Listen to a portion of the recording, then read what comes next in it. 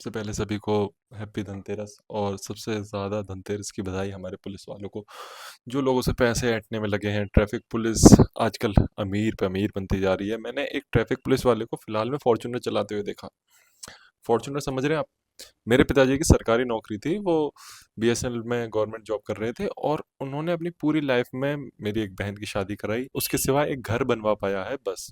इसके सिवा वो कुछ नहीं कर पाए। और एक ट्रैफिक पुलिस वाले की मुझे पता है सैलरी कम ही रहती है, इतनी नहीं कि आप फॉर्च्यूनर चलाने लगे। एक हेड कांस्टेबल के पास मैंने स्कॉर्पियो देखी है, और वो कहाँ से आ रही है? अच्छी चीज़ है, आप धनतेरस पे गाड़ी वाड़ी निकाल के ला रहे हैं और ये सब चल रहा है, लेकिन वो पैसा आ कहाँ से रहा है? वो पैसा मैं बताता हूँ कहाँ से आ रहा है। वो आ रहा है लोगों की जेबों से। जो आप चलते फिरते लोगों से रिश्वत ले लेते हैं, ट्रक्स पास करवाने के लिए रिश्वत ले लेते हैं, किसी को डरा धमका के रिश्वत ले लेते हैं। इटावा में तो एक बहुत ही गजब केस आया था जहाँ पर रिश्वत के नाम पर एक हलवाई ने एक लड़की के साथ रेप करा। वो रेप केस रजिस्टर हुआ और पुलिस ने सिर्फ उसे 6 समोसे के चक्कर में वो केस रफा दफा कर दिया। ऐसे सुनने में अजीब लग रहा है ना? मुझे बहुत अजीब लगा था। समोसों के चक्कर में आपने एक रेप केस हटा दिया।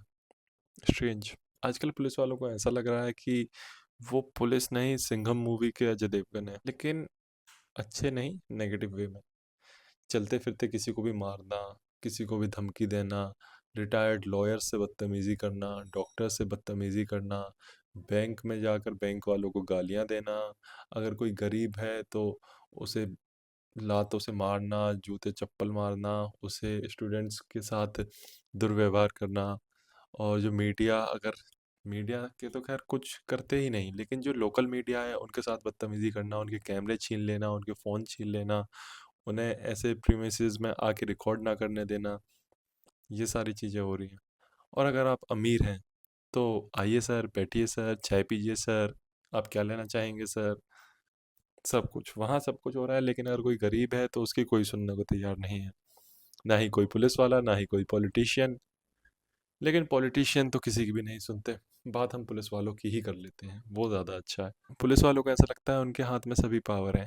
कुछ दिन पहले एक वीडियो आई थी मुजफ्फरनगर की भी, वहाँ पर भी पुलिस वाले घर के बाहर खड़े हैं और 4 से 5 और 6 गुंडे या जिस भी तरह के वो लोग हैं वो घर का गेट तोड़ने में लगे पड़े हैं। पुलिस किसी को आने नहीं दे रही है उस साइड, उनके घर की साइड। वो लड़के ने वीडियो डाली है, अभी पता नहीं क्या कंडीशन है, वो बचे हैं, मारा है या क्या हुआ है उनके साथ। उत्तराखंड में एक पंडित ने एक 11 साल के बच्चे की बलि दे दी, उसका गला काट दिया।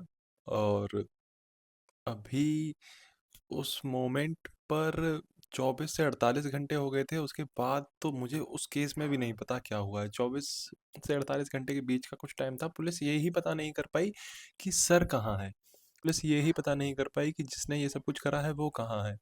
इंडिपेंडेंस डे के दिन जोधपुर में एक बच्चे की तबीयत खराब थी और उसे एम्बुलेंस लेकर जा रही थी, लेकिन वो जा नहीं पाई। वो वीवीआईपी रास्ते के बीच उनका रास्ता पड़ा, जहाँ से एक मिनिस्टर साहब जा रहे थे। वो उनका वीवीआईपी एरिया था जहाँ से वो जाने वाले थे, तो पुलिस ने उन्हें निकलने नहीं दिया।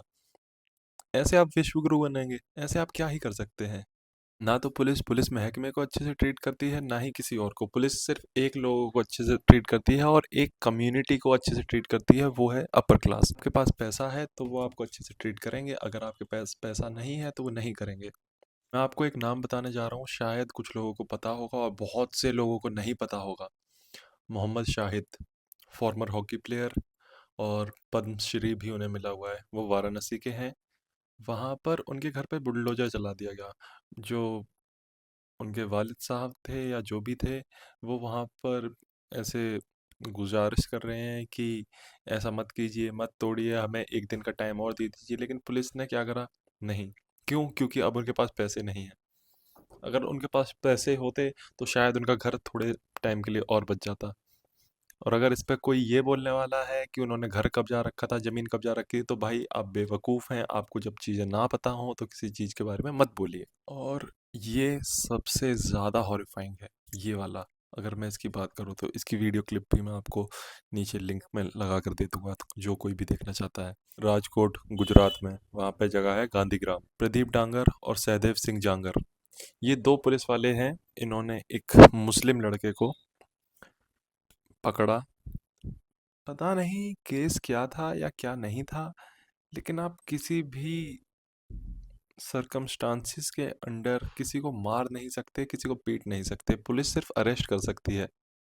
मारना पीटना नॉट अलाउड। रूल्स बुक में तो ऐसा ही है। अगर किसी को, पुलिस वाले को नहीं पता, कोई ये देख रहा है, तो प्लीज़ थोड़ा रूल्स बुक पर ध्यान दीजिए, अपनी ट्रेनिंग्स के टाइम ध्यान दीजिए, शायद आपको चीज़ें और अच्छे से समझ आएंगी। उन्होंने एक लड़के को पकड़ा, और वो वीडियो ही ब्लर कर दूंगा क्योंकि मैं उसे नहीं दिखा सकता प्रॉपर। उसने एक लड़के को पकड़ा और उसके सर से ऐसे बाल, मतलब अपने हाथों से, और उसके बाल नोच लिए। प्रदीप डांगर एंड सहदेव सिंह जडेजा, ये दो पुलिस वाले। और हुआ क्या इसके बदले, एक्शन क्या लिया गया इनके ऊपर? प्रदीप डांगर को डेड क्वार्टर में भेज दिया, और सहदेव सिंह जडेजा को ट्रैफिक डिपार्टमेंट में। आपने उनकी डिमोशंस कर दिए, बस ये एक्शन लिया। और जो उस लड़के के साथ हुआ उसका क्या? कंपनसेशन का तो कहीं पर नाम ही नहीं होता है इंडियन लॉ में। कंपनसेशन के नाम पर क्या मिलता है? कुछ नहीं। और इसमें कंपनसेशन की नीड भी नहीं है। आपको चीज़ें समझनी पड़ेंगी कि आप जो कमा रहे हैं, आपके पास जो सैलरी आ रही है, वो पब्लिक के टैक्स से आ रही है। आप पब्लिक सर्वेंट हैं, आप पब्लिक के नौकर हैं, तो नौकर की तरह रहिए। मालिक वाले काम नहीं हैं आपके। ये शायद कोई पुलिस वाला देख रहा हो तो उसे बहुत बुरा लगेगा, लेकिन आपको अपने अंदर सुधार करने की ज़रूरत है। और सिर्फ आपको नहीं, पूरे पुलिस महकमे को। सिर्फ एक जगह नहीं, ये किसी यूपी, एमपी और आंध्र प्रदेश या ऐसे तेलंगाना, किसी एक पर्टिकुलर जगह की बात नहीं हो रही है। ये ऑल ओवर इंडिया यही सीन्स चल रहे हैं, यही केसेस चल रहे हैं। इन सब के बीच एक चीज़ तो मुझे भी लगती है कि जो पुलिस के साथ भी गलत होती है, वो है ओवर टाइम, दुनिया भर का स्ट्रेस, थकान, हर समय ऐसी प्रेशर वाली कंडीशंस, ऊपर से नेताओं का दबाव, ऊपर वाले जो उनसे ऊपर पोस्ट पर हैं उनका दबाव किसी ना किसी चीज़ को लेकर। गलती सिर्फ पुलिस की नहीं है, गलती सिस्टम की भी है। ये समझना पड़ेगा। अभी करंट में कंडीशंस पता है क्या है? अगर कोई पुलिस वाला आपके आसपास आके खड़ा हो जाए, तो फॉरेन कंट्रीज़ में अगर आप हैं तो आप अपने आप को सेफ महसूस करते हैं, और अगर आप इंडिया में हैं तो आप अपने आप को अनसेफ। ऐसा लगता है कि भाई ये मेरे पास आके खड़ा हो गया, क्या ये मेरे से रुपए मांग लेगा, या ये मेरे से कुछ छीन लेगा, या ये मेरे से मारपीट कर देगा, या ये किसी झूठे केस में ऐसे ही मुझे किसी भी केस में फंसा देगा। मध्य प्रदेश में एक पुलिस वाले ने एक लड़के को इतना मारा, वो अपनी इंजीनियरिंग उसने कंप्लीट करी थी, नेक्स्ट डे वो अपनी डिग्री लेने जा रहा था। उसे रात में बस वो लोग पार्टी कर रहे थे, तीन चार दोस्त, और पुलिस ने उन्हें रोका, तो शायद उन्हें लगा कि कुछ करें ना, ऐसे हमें मारने वारने ना लगे, तो लड़के थोड़े से आगे भाग गए। फिर पुलिस ने क्या करा, उनमें से एक लड़के को पकड़ा और उसे इस कदर मारा कि उसकी मौत हो गई। अभी अगर ऐसे में मैं किसी पुलिस वाले पर भरोसा करूं, या फिर मैं किराए के गुंडे लेकर घूमूं, अगर मुझे सुरक्षा चाहिए तो? क्योंकि पुलिस वाले तो मुझे कहीं से कहीं तक सुरक्षित नहीं अपने आप को फील महसूस करवा रहे हैं। अभी मेरठ के बागपत जिले में एक पुलिस वाला रात में दारू पी के घूम रहा है, तो किसी ने उसकी वीडियो बनाई और कुछ बहस हो रही थी। तो उससे कहता है कि जितना तू बोलेगा मैं तेरे को उतना मारूंगा। पुलिस वाला उस लड़के को बोल रहा है, जबकि उस लड़के की तो कोई गलती ही नहीं है। वो तो सिर्फ आपको एक रियलिटी दिखा रहा है, या फिर जो उसके साथ आप बदसलूकी करने के प्रयास कर रहे हैं, करना चाह रहे हैं, वो तो आपको वो दिखा रहा है। वो तो लोगों को वो दृश्य दिखा रहा है जहाँ पर बदसलूकी आप उसके साथ कर रहे हैं, आप उसके साथ लड़ाई झगड़ा कर रहे हैं, आप उसे मारने का प्रयास कर रहे हैं। और मेरे को तो एक पुलिस का ना हिंदू मुस्लिम वाला समझ नहीं आता है। आप पुलिस हैं, या आप किसी मंदिर के पुजारी हैं, या किसी मस्जिद के मौलवी हैं? यूपी में एक हिंदू आदमी को पुलिस ने गाय काटते हुए पकड़ लिया, तो पुलिस क्या बोलती है, वो मेंटली डिस्टर्ब है। और वहीं पर मुजफ्फरनगर का बताता हूँ, वहां पर एक हिंदू लड़का गया पुलिस में कंप्लेंट करने, तो पुलिस वाला उसे बोलता है यहाँ हिंदुओं की सुनवाई नहीं होती। एक जगह मुस्लिम्स की सुनवाई नहीं होती, एक जगह हिंदू की सुनवाई नहीं होती, तो किसकी कहाँ होती है? क्रिश्चियंस बेचारे वो कहाँ जाए? अगर ऐसी ही बात है, कल को क्रिश्चियंस के ऊपर आ गई, वो किसी में कंप्लेंट करवाने जा रहे हैं, तो वो कहाँ जाएंगे? अब वो ऐसा ढूंढेंगे ना कि हमारा कोई ऐसी जगह होनी चाहिए, हमारे लिए कोई ऐसी जगह होनी चाहिए जहाँ पे क्रिश्चियंस हों पुलिस वाले। वो उन्हें ढूंढेंगे, या चर्च में से फादर आएंगे लड़ाई करने। आपको एक और वीडियो दिखाता हूँ, वो तो ठीक है, उसके बारे में क्या ही कह सकते हैं। मेरे सीने में बगावत की ख्वाहिश जिंदा है, जब रुसफ़ा की इस वीडियो में एक आरपीएफ का जवान एक लड़के को चलती ट्रेन से बाहर फेंक रहा है, कह रहा है कि तेरे पास टिकट नहीं है। अरे भाई टिकट नहीं है तो तुझे चलती ट्रेन से बाहर फेंक दिया गया क्या? पहली बात तो वो लड़का पता नहीं क्यों उस ट्रेन में चढ़ा जबकि पास उसके पास टिकट नहीं थी। या तो आप उसे नेक्स्ट स्टेशन पर उतारिए, पुलिस के हवाले करिए, आरपीएफ के हवाले करिए, या फिर टीटीआई वो उसकी टिकट बनाए और नहीं बना रहा है, ऐसे कुछ सिनेरियोज हैं तो फिर उसे वहां से उतारा जाए। लेकिन चलती ट्रेन से उतारने का क्या रहता है? आप उसे मारने को तैयार हैं, अगर वो गिर जाता तो क्या करते? कुछ नहीं करते, करते ही नहीं है। अगर आप कुछ करते तो इतनी, मतलब मुझे ये ऐसे वीडियो बनाने के लिए या फिर ऐसे लोगों को वीडियोस बनाने के लिए टॉपिक कहाँ से मिलते? पुलिस का लेवल इतना गिरता जा रहा है, इतना गिरता जा रहा है दिन पर दिन कि वो किसी दिन मुझे ऐसा लग रहा है नाले में पड़े हुए रुपए भी चाटने को तैयार हो जाएंगे। मेरे शब्द थोड़े इधर उधर हैं, लेकिन आप इन पर अगर थोड़ा सोचें, थोड़ा समझें तो ये कहीं से लेकर कहीं तक गलत तो नहीं है। और मेरे को एक चीज़, शायद इसके बारे में आप भी एग्री करेंगे कि पुलिस वालों के पास बॉडी कैमरा क्यों नहीं होते?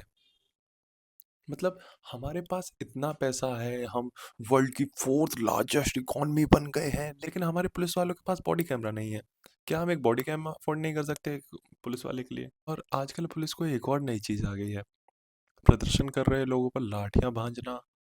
और अगर आप लेह लद्दाख में प्रोटेस्ट कर रहे हैं तो आपके ऊपर गोलियां भी चला देना।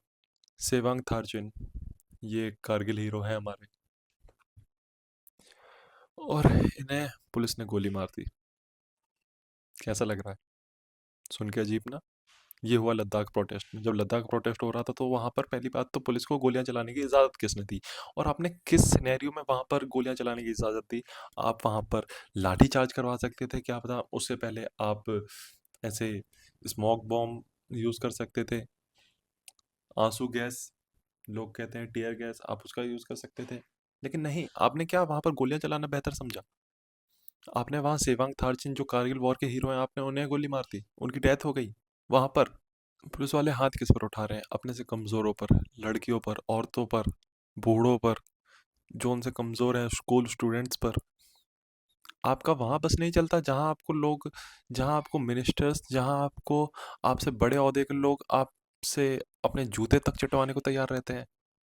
वहां आपका बस नहीं चलता क्या? वहां आप नहीं बोल सकते फिर से हैप्पी धनतेरस हमारे पुलिस वालों को, आपकी जेबें भरी रहें, लेकिन आपका दिमाग खाली ही हो चुका है, सिर्फ आपकी जेबों में ही पैसा रह गया है। रिश्वत, घूसखोरी, ये इसके सिवा कुछ नहीं आता, कुछ भी। पुलिस कस्टडी में दिन पे दिन मौतें होती जा रही हैं। कहीं से आप सीसीटीवी कैमरास हटा दे रहे हैं, कहीं सीसीटीवी फुटेज अगर आ भी रही है तो आप उसको भी हटा दे रहे हैं। आप कर क्या रहे हैं? कभी कभी मुझे लगता है कि जो पॉलिटिशियंस आपके साथ करते हैं ना तो सही करते हैं। आपकी बेइज्जती करते हैं, आपको रास्ते पर कई बार चांटे मार देते हैं, या आपके साथ बहुत दुर्व्यवहार करते हैं तो शायद वो सही ही करते हैं। ऐसा नहीं है सभी पुलिस वाले ऐसे हैं, लेकिन majority of policeman are like this, ऐसे ही हैं। हजार पुलिस वालों में से सिर्फ दो को ही कहूंगा अच्छे हैं, क्योंकि बाकी सब रिश्वत लेने में बिजी हैं। उनसे उनका काम मत कहो, उसके सिवा उनसे कुछ भी करवा लो, उनसे दारू पिलवा लो, उनसे नशे करवा लो, लोगों को मारपीट करवा लो, कहीं शहीद पथ पर किसी कमजोर बेचारी महिला को थप्पड़ लगवा लो। ये रह गया है। ये है हमारा राम राज्य।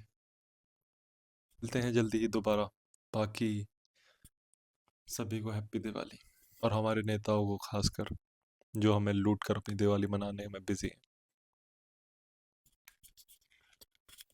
और लास्ट में एक और चीज़ कहूँगा कि बिहार इलेक्शंस आ रहे हैं, जो भी बिहार में है या भी जो, या जो भी वहाँ पर वोट करना चाह रहे हैं, वोट करने जाते हैं, आप, क्या फ्यूचर आपके हाथ में है, चीज़ों को देखिएगा, परखिएगा। मैं नहीं कह रहा हूँ कि आप किसी बीजेपी को वोट दीजिए, कांग्रेस को वोट दीजिए, या आरजेडी को, या किसी को भी वोट दीजिए।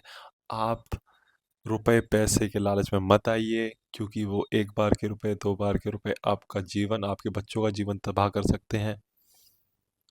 अपने लोकल एरिया में देखिए कौन खड़ा हो रहा है, किसके पास कितनी नॉलेज है, एक बार उनकी डिग्रीज अगर कैसे भी हो सके तो उनके बारे में ज़्यादा से ज़्यादा इन्फॉर्मेशन लीजिए और फिर अपना नेता चुनिए। सिर्फ जात बिरादरी के नाम पर अंगूठा टेकने से कुछ नहीं होगा, ना ही कभी हुआ है। जब जब जात बिरादरी के नाम पर अंगूठे लगाए गए हैं तो जो हुआ है वो सब लोग अभी भी देख रहे हैं, झेल रहे हैं।